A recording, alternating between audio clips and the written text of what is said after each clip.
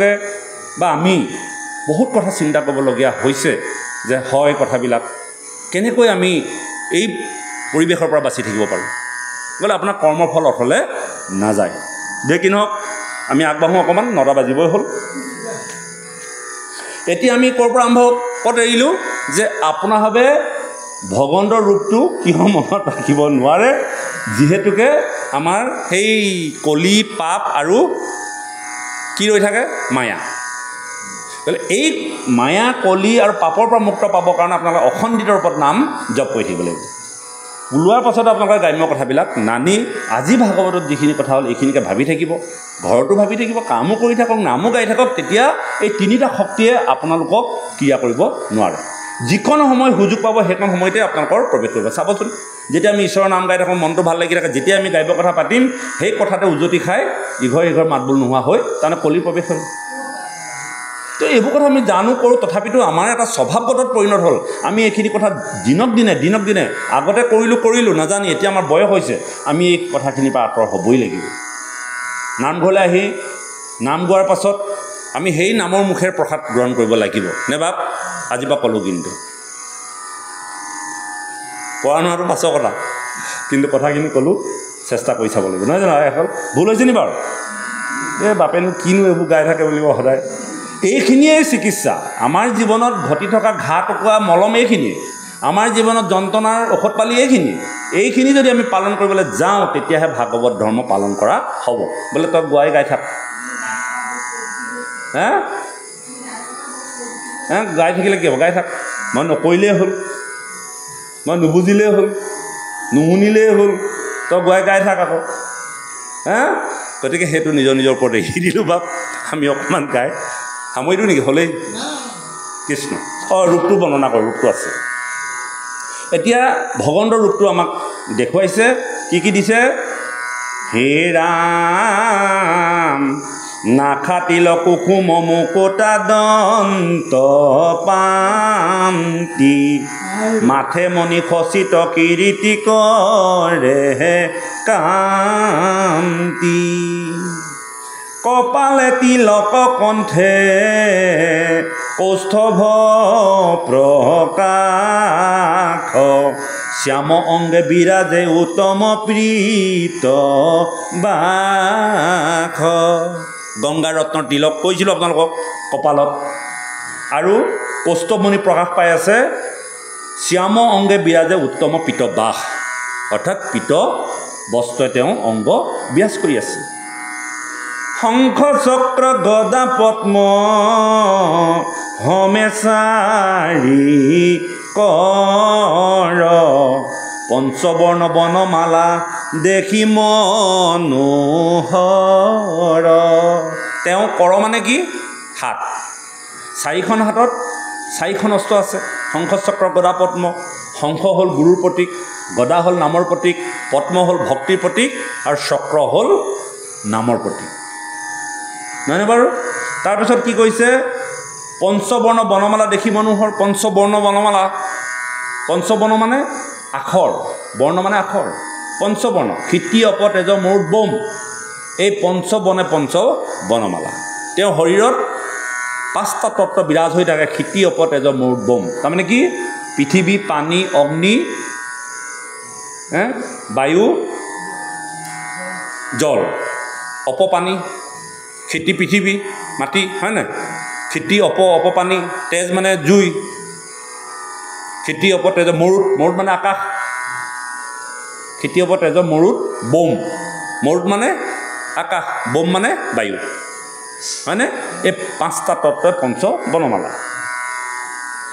হে ৰাম শিৱৎস লক্ষ্মীৰ ছটা জলে উৰুস্থলে কম্বুগ্ৰীবা আৰু ৰত্নহাৰ তাত জলে লক্ষ্মী ক'ত থাকে শিৱৎসত ইয়াত এই উৰুত বহি আছে লক্ষ্মী সদায় উৰুত বহি আছে বোলে ভগৱানৰ চৰণ যদি আমি সেৱা কৰি দিওঁ লক্ষ্মীক সেৱা কৰা হ'ল নাই লক্ষ্মী উৰুত বহিয়ে আছে নহয় এইটো ক'লে ন শিৱৎস লক্ষ্মীৰ ছটা জলে উৰুস্থলে কথাটো বুজিছেনে কথাটো বোলে ভগৱন্তক সেৱা কৰিলেই লক্ষ্মী সেৱা হয় আকৌ লক্ষ্মীক বেলেগে কেনেকৈ কৰিব আপুনি লক্ষ্মী পূজা নাখনি লক্ষ্মীক আপুনি উৰুত গৈ সেৱা কৰিব নেকি ভগৱন্তক বাদ দি বোলে আমি ভগৱন্তক সদায় সেৱা কৰি আছোঁ সকলো এই কথাটোকে অৰ্জুনক দেখাবৰ কাৰণে বিশ্বৰূপ দেখালে যে হেৰা অৰ্জুন তুমি চোৱাচোন যিবোৰ কথা কৈ আছা গোটেইবোৰ মোৰ গাতে আছে তুমি মোতে শৰণ লোৱাচোন সকলো হৈ যাব সেইকাৰণে কৈছে আমি দেৱতা পূজা নকৰোঁ বুলি কোৱা নাই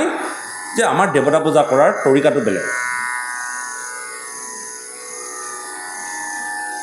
কৃষ্ণৰ পূজাৰ সমস্তৰে পূজা হয় পৃথকে পুজিলে পূজা কেহু নাপাওঁ লক্ষ্মীয়ে সেই ভগৱন্তক বাদ দি তেওঁ উৰুত আহি পেলাই মই সেৱা কৰি থাকিলে লক্ষ্মীয়ে ভাল পাব নেকি নাপায় নহয় হয় নহয় হে ৰাম অংগদ কংকন কৰ তলৱাৰ কত কাঞ্চী বন্ধ পট ভুনি শুভে ককালত উৰু দুই ৰাম কল জংঘাহু বলিত ৰত্নৰ নপুৰ ৰাৱ শুনি মনোনীত জংঘা দুটা কি ৰাম কমলৰ সদৃশ বুলি আমি কৈছিলোঁ নাই ভগৱন্তৰ জংঘা দুটা অৰ্থাৎ এই দুটা ৰাম কমলৰ সদৃশ আৰু তাতে কি আছে ৰত্নৰ নুপুৰ এ ৰাম দশ নখ উজ্জ্বল ৰাতুল পদ তল জাকৰি দি চিন্তে নিতে ভকত সকল 10টা নখত ৰাতুল পদতলে জিলিকি আছে আৰু ভকতে কি কৰে সেই তাতেই সৰ্বদা সেৱা কৰি থাকে সেইটোৱে ধ্যান বহুত কথা নাই এই কথাখিনি যিজনে পুৱা গধূলি পালন কৰি আছে সৰ্বদা যেতিয়াই মন যায় তেতিয়াই শুই থাকোঁতে বহি থাকোঁতে যদি ঈশ্বৰৰ ৰূপটো ধ্যান কৰি আছে তেতিয়াহ'লে সেইজনে প্ৰকৃতাৰ্থত ভকত এনেই ভকতৰ ধুতি পিন্ধি থাকিলে ভকত নহয় ভগৱন্তৰ ৰূপটো কিন্তু আপোনালোকে আজিৰ পৰা শিকক মুখস্থ কৰক লিখি লওক জীৱন ধন্য হ'ব বাই জীৱনটো যদি ধন্য কৰিব বিচাৰিছে তেতিয়াহ'লে ঈশ্বৰৰ ৰূপটো মনলৈ আনক আৰু সেই ঈশ্বৰৰ ৰূপ প্ৰতি মুহূৰ্ততে ধ্যান কৰিবলৈ শিকক সেইকাৰণে সেইদিনাখনি মই বাপক কৈছোঁ ইমান খৰখেদাকৈ নহয় ওম নমো ভগৱতে বাসুদেৱায়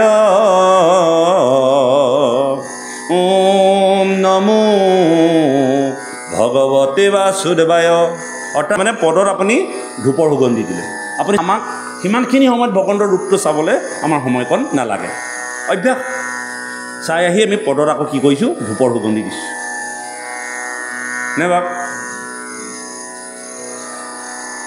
চচ্চিদানন্দ ৰূপায় বিচ্ছৎপত্ৰাদি হেতবে মুখস্থ কৰিব ত্ৰাপত্ৰয়ো বিনাশায় শ্ৰীকৃষ্ণায় বয়ম নমঃ 3 তাপৰ পৰা মুক্তি দিব পৰা বিশ্বক ৰক্ষা কৰিব পৰা সচ্চিত আনন্দ ৰোপণ কৰা বা যাৰ সৎ চিত আৰু আনন্দৰে ভৰপূৰ সেইজন ভগৱান শ্ৰীকৃষ্ণায় বয়ম নমঃ ভগৱন্ত সৎ চিত আনন্দ 3টা সৎ মানে সত্য চিত মানে পৰম জ্ঞান আৰু আনন্দ আনন্দৰ পৰিভাষা নাই আনন্দ কৃষ্ণ হেন শব্দ এইটো পৃথিৱী বাচক বহিল ন আনন্দ অতপ্ৰবত বিচ্ছৎপত্ৰাদি হেতবে যাৰ দৃষ্টিত যাৰ ইচ্ছাত সমস্ত জগত জীৱিত সজ্জীৱিত হৈ উঠে ত্ৰাপত্ৰয়ো বিনাশায় 3 তাপৰ পৰা মুক্তি দিব পৰা শ্ৰীকৃষ্ণায় বয়ম নমঃ সেইজন কৃষ্ণ সেইজন জগতগুৰুক প্ৰণাম কৰিছোঁ কৰক না সদায় কৰক এই মন্ত্ৰটো গাব তাৰপাছত কি আছে 10 নখ উজ্জ্বল ৰাতুল পদতল জাকৰি দি চিন্তে নিতে ভকত সকল যাৰ ৰাতুল চৰণ ভকতৰ হৃদয়ত চিন্তা কৰে সেইজনে হ'ল ভকত হেন দিব্য মধুৰ মূৰুতি ভগৱন্ত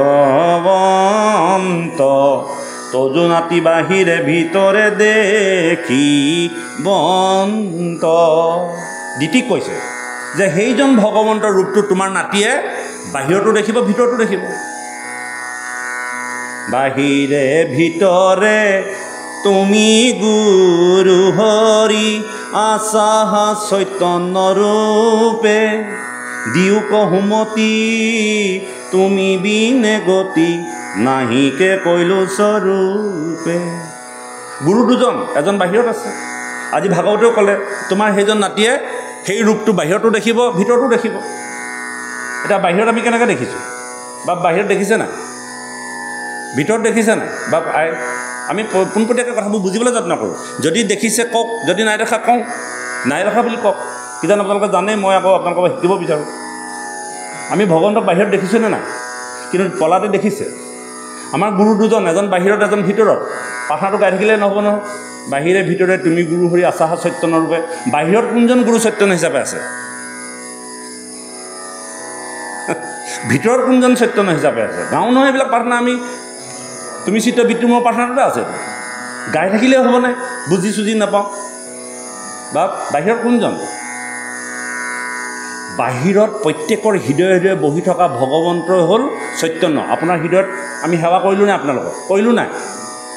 বাহিৰত গুৰু হিচাপে সমস্তৰ হৃদয়ে হৃদয়ে তেওঁ চৈতন্য হিচাপে বহি আছে। বাহিৰে ভিতৰে, ভিতৰত আপোনাৰ ভিতৰত এজন বহি আছে নাই? আৰু বাহিৰত আপোনালোকৰ প্ৰত্যেকজনৰ সমস্ত জীৱত, সমস্ত জগতত, সমস্ত ভূতৰে আশ্ৰময় ব্যাপী, সবাকো মানি বা বিষ্ণু বুদ্ধি কৰি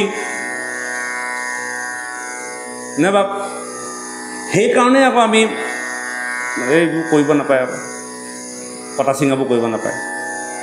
এই প্ৰাৰ্থনাটোৰ অৰ্থ যিদিনা বুজি পাব, সেইদিনাখনি আপোনাৰ এই কামৰ পৰা আপুনি বিৰত হ'বই লাগিব, নহ'লে আপোনাৰ ভক্তি নহয়। কাৰণ আপুনি গুৰুকে মাৰি খাই আছে। কোনে কাক মাৰিব? তেওঁ চৈতন্য আছে।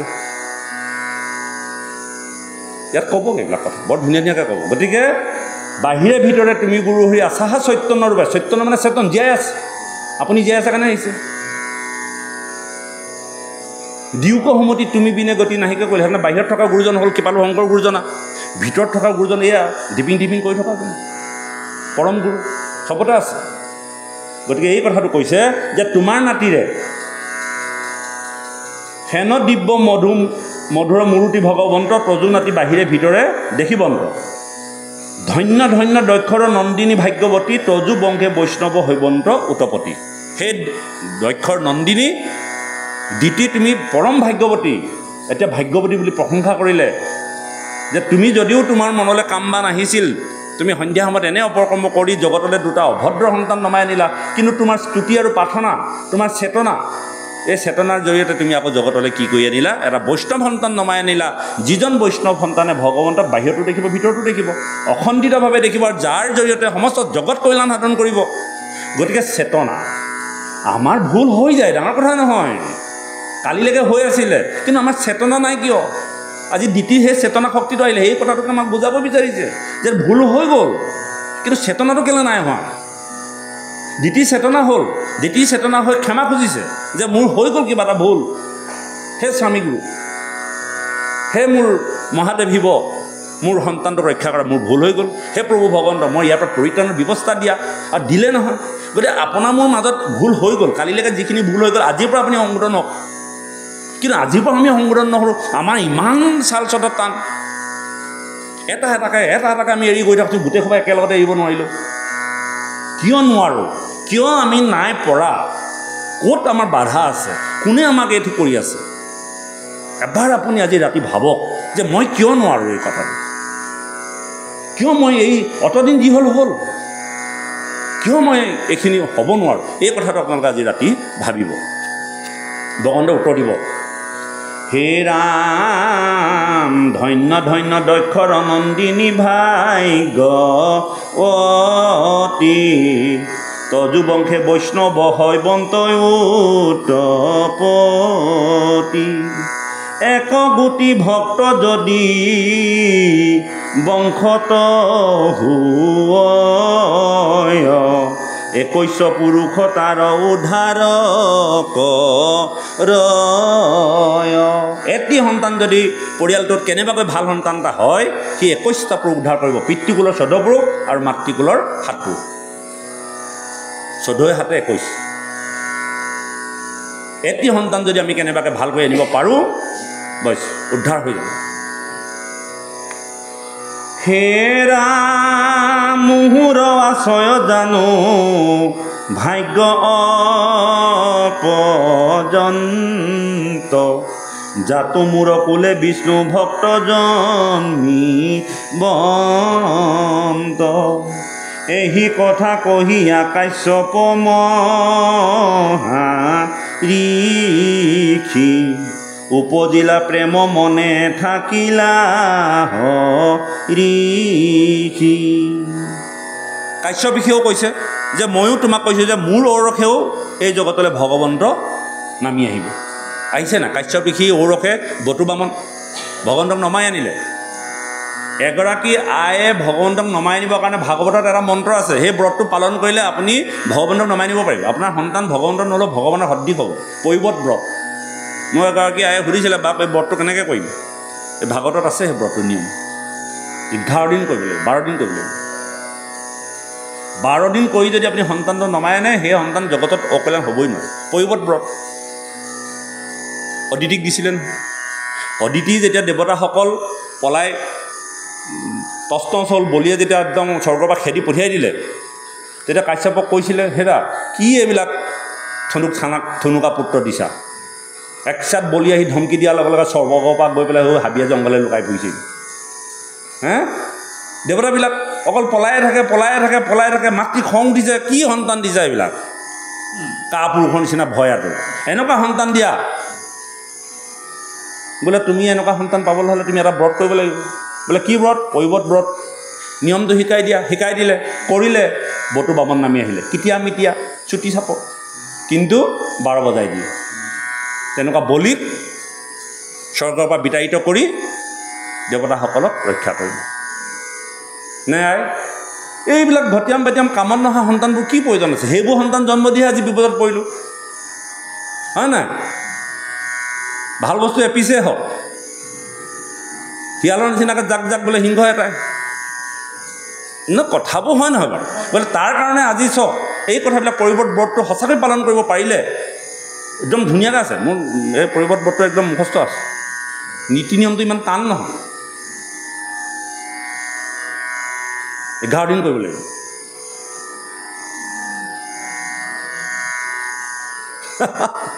না শিকাব পাৰিব। কোনোবা যদি বোৱাটি আহে বোলে নহয় এই পৈবত ব্ৰতটো মই ভাগৱতৰ মাধ্যমেদি শিকাই দিম। ভাগৱতত আছে, লিখা আছে পৈবত ব্ৰত নিয়মটো, কেনেকৈ স্নান কৰিব লাগিব, কেনেকৈ আহি পেলাই গুৰুগৃহত, চব বিষ্ণু পূজা, কিন্তু অন্য পূজা ভাগৱতে আৰু বেলেগ পূজাৰ কথা নক'ব ন। আৰু সেই পৈবত ব্ৰত অদিতিয়ে কৰাৰ কাৰণে বটুবামন জন্ম দিব পাৰিব। হে ৰামে সি কথা কহিয়া কাশ্যপ মহাঋষি উপজিলা প্ৰেম মনে থাকিলা ঋষি। দিতি শুনিলে কনাতি হৈব ভাগৱত অপাৰ আনন্দ বাহি মিলিল মনত।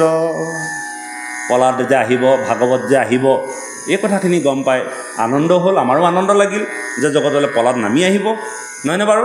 গতিকে আমিও ইয়াতে থওঁ। ভৱিষ্যতে আমি বাকীখিনি পলাদৰ সম্পৰ্কত আমি আলোচনা কৰিম। এইখিনিলৈকে ৰাখিলোঁ দেই বাপ, নে কি? আৰু যাব নেকি? আপোনালোকে ক'লে মই গৈ থাকিব পাৰিম। মই নিজৰ মতে নাহাম আৰু মই পইচাটো ক'ত থ'লোঁ জানো। বেয়া পাইছে নি বাৰু হয় কথাবিলাক? পইচাটো কি হ'ল বাপ? এইটো বেয়া পাইছে নি কথাবোৰ? মোক কেতিয়াবা বেয়া পাই লাগে। ঔষধবোৰ টান আকৌ, বৰ দিগদাৰ। মই মানে একেবাৰে কাৰাবোৰ দি দিওঁ, বেয়া নাপাব। গতিকে আপোনালোকে বিনা কাৰণত কোনো ধৰণৰ একেবাৰে বেলেগ কথা পৰাপক্ষত পোক পৰুৱা পৰ্যন্ত আপোনালোকে ৰক্ষা কৰিবলৈ যত্ন কৰক। আজিৰ পৰা কৰিলেও হ'ব। ভাগৱতে কৈ আছে নে বাপ? বাপ তুমি নিজে নি